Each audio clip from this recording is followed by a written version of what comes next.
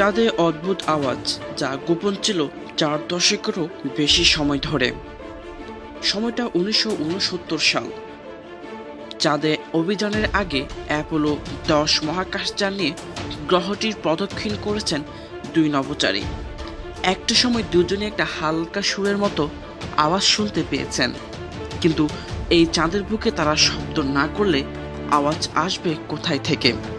কিছুটা বিস্ময় নিয়ে একজন আরেকজনকে প্রশ্ন করেন, তুমি কি শিশের মতো একটা শব্দ শুনতে পেয়েছ?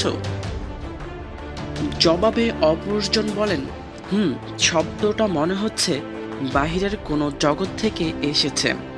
প্রথম নভোচারী বলেন, এটা কিসের শব্দ হতে পারে?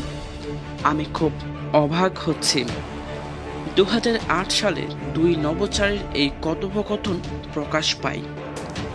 আর যে শব্দ শুনে এই আলোচনা, সেটিও সম্প্রতি জনসম্মুখে প্রকাশ করা হয়েছে। পৃথিবী থেকে বহু দূরে কোনো যোগাযোগ ব্যবস্থা ছাড়াই চাঁদের এক পৃষ্ঠে অবস্থান করে অন্য কোনো শব্দ শোনা যাবে, এটা নভোচারীদের জন্য রীতিমতো অবিশ্বাস্য ব্যাপার। সেজন্যই একজন আরেকজনকে বলেন, তুমি শুনতে পাচ্ছ? শিশের মতো আওয়াজ, অনেকটা হু হু এর মতো। আরেকজন বলেন, এটা একটা অদ্ভুত। সম্প্রতি টেলিভিশনে প্রচারিত নাসাস আনএক্সপেক্টেড ফাইলস নামে এক অনুষ্ঠানে এইসব কথা জানানো হয়। সেখানে বলা হয়, এই সুর বা আওয়াজের বিষয়টি নাসাকে জানাবেন কিনা তা নিয়ে বেশ দ্বিধাদ্বন্দ্বে ছিলেন নভোচারীরা, কারণ তারা আশঙ্কা করছিলেন বিষয়টি জানাজানি হয়ে গেলে ভবিষ্যতে মহাকাশ ভ্রমণের জন্য তাদের উপযুক্ত বিবেচনা করা নাও হতে পারে। নভোচারী এল ওর্টেন ওই টেলিভিশন অনুষ্ঠানে বলেন, যুক্তি বলছে ওই স্থানে যদি কোনো শব্দ রেকর্ড হয়ে থাকে, তাহলে নিশ্চয়ই সেখানে কিছু আছে।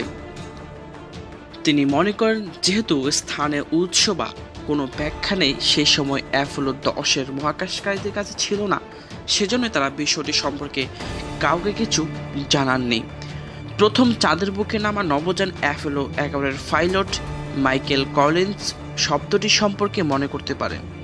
Carrying the fire an astronauts journey শীর্ষক বইতে তিনি লিখেছেন, আমার হেডফোনে একটা অদ্ভুত ধরনের শব্দ শুনতে পাচ্ছি, অনেকটা উ উ ধরনের শব্দ। এই শব্দের একটা ব্যাখ্যা দিয়েছেন রেডিও প্রকৌশলীরা। এটাকে তারা রেডিও তরঙ্গের মধ্যকার গোলমাল বলে মনে করেছেন, তবে এর পিছনে কোনো শক্ত যুক্তি দাঁড় করাতে পারেনি তারা। ফলে এই শব্দ বা সুর এখনোই রহস্য হয়ে থেকে গেছে।